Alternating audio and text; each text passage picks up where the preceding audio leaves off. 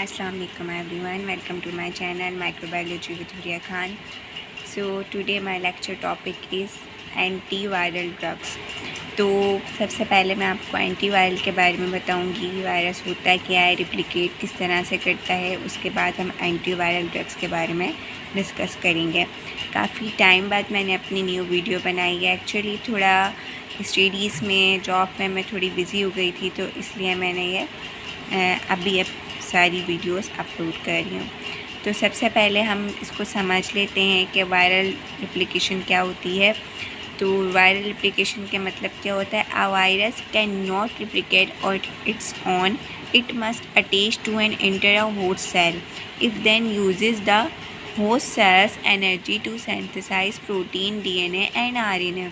मतलब वायरस के पास अपनी कोई मशीनरी नहीं होती, मतलब वो विदाउट लिविंग सेल कभी भी रिप्लिकेट नहीं कर सकता। उसको रिप्लिकेशन के लिए लिविंग सेल की नीड होती है, और जब वो जाके लिविंग सेल से अटैच होता है, अब वो लिविंग सेल कोई भी हो सकता है, बैक्टीरिया हो सकता है, ह्यूमन सेल हो सकता है, एनिमल सेल होता है, कुछ भी हो सकता है, ठीक है। तो फिर जब वो अटैच होता है होस्ट बॉडी के साथ, फिर जाके अपनी रिप्लिकेशन स्टार्ट करता है उस होस्ट सेल की मशीनरी को यूज़ करते हुए, क्योंकि उसके पास अपनी भी मशीनरी नहीं होती।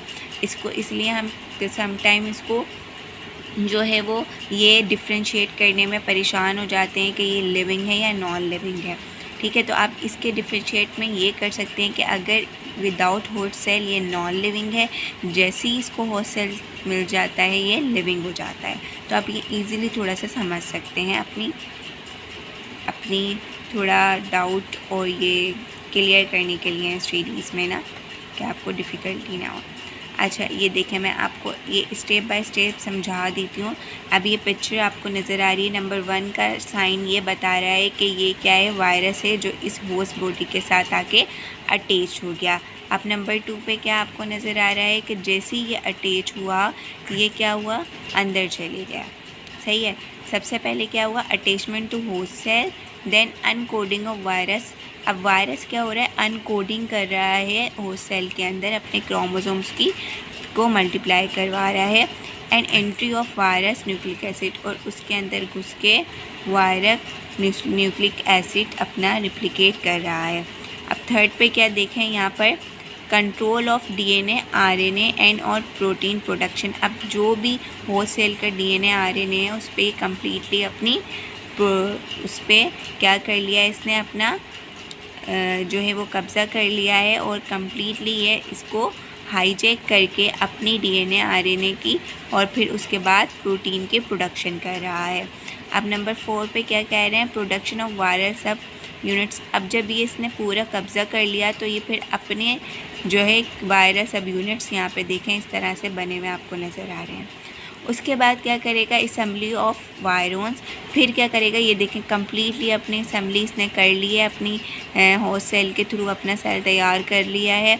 उसके बाद क्या करेगा, अपने वायरस पार्टिकल्स को नंबर 6 पॉइंट पर रिलीज़ कर रहा है। ये देखें, ये रिलीज़ हो रहे हैं होस्ट सेल से दूसरे सेल में, अब ये ट्रांसफ़र होते रहेंगे। रिलीज़ ऑफ वायरोन्स, अब ये वायरस पार्टिकल रिलीज़ हो चुके हैं यहाँ पर। तो इस तरह से ये अपनी क्या करता है, वायरस रिप्लिकेशन करता है। तो अब वायरस को समझने के लिए हमने ये पूरा एक रिप्लिकेशन इसका प्रोसेस पढ़ लिया। अब virus are difficult to kill because they live inside the host cell. इनको मारना बहुत ज़्यादा मुश्किल होता है, क्योंकि ये लिविंग सेल के अंदर अपने आप की क्या करवाते हैं, अपने आप को रिप्लिकेट करते हैं। Any drug that kill a virus may also kill cells. अब जो वायरस को किल करेगी, वो जाहिर सी बात है आपके अपने भी सेल उसमें किल हो रहे होते हैं, ठीक है। वो सारी की सारी मशीनरी आपकी ही वायरस यूज़ कर रहा होता है, तो इस वजह से, ठीक है। अब हम आगे चलते हैं और इसको देखते हैं अब वायरल इन्फेक्शन क्या होता है, ठीक है। वायरल इन्फेक्शन क्या है, जितने भी कॉम्पिटेंट इन्फेक्शंस होते हैं इम्यून सिस्टम के, उसको हम वायरस इन्फेक्शंस कहलाते हैं। वो सारे वायरस के ही होते हैं। Best response to viral infection, a well functioning system will eliminate और इफेक्टिवली डिस्ट्रॉय वायरस रिप्लिकेशन। तो इनके पास एक अपना मशीनरी, अब एक मैकेनिज़्म होता है अपना इनके पास। Immuno compromise patient have frequent viral infection. अब जो इम्यूनो कॉम्प्रोमाइज़ मतलब कि ऐसे पेशेंट जो पहले से ही किसी बीमारी का शिकार हो, जैसे कि कैंसर पेशेंट्स हो गए, लिकमिया हो, इनको लिम्फोमा हो, या फिर किडनी या किसी और चीज़ का ट्रांसप्लांट हुआ हो किसी पेशेंट को, या कोई भी एड्स पेशेंट हो, इनको जो पहले से ही मतलब एक बीमारी से लड़ रहे हों, तो उनमें ये ज़्यादातर फ्रिक्वेंटली वायरल इन्फेक्शन हो जाता है, क्योंकि उनका इम्यून सिस्टम बिल्कुल वीक हो जाता है। ठीक है, इसके बाद हम एंटीवायरल ड्रग्स को देखेंगे। अब ऐसी ड्रग्स जो कि वायरस की रिप्लिकेशन को कंट्रोल करती हैं, तो virus control currently antiviral therapy. अब उसमें कौन कौन से वायरस को कंट्रोल किया जा रहा है? साइटोमेगेलोवायरस, CMV जिसको कहते हैं हम, हेपेटाइटिस वायरसेस, उसमें A, B, C सारे आ जाते हैं। Herpes virus, human immune deficiency virus यानी HIV वायरस, इन्फ्लुएंजा वायरस और रेस्पिरेटरी सेंट्राइल वायरस, ये सारे वायरसेस हैं जिसको हम ट्रीट करते हैं। अब इनकी जो की कैरेक्टरिस्टिक्स होती हैं एंटीवायरल ड्रग्स की, वो क्या मतलब कौन कौन सी इनमें एबिलिटीज़ होती हैं?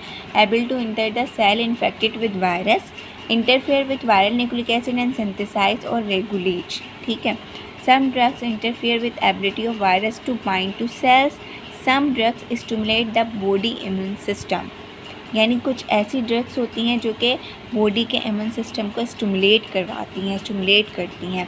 Best response to antiviral drugs are in patient with competent immune systems.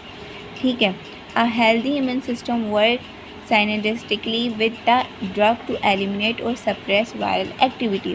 तो जो इम्यूनो कॉम्प्रोमाइज़ पेशेंट नहीं होता, वो ज़्यादा जल्दी रिकवर कर जाता है किसी भी वायरल इन्फेक्शन या वायरल डिजीज़ से।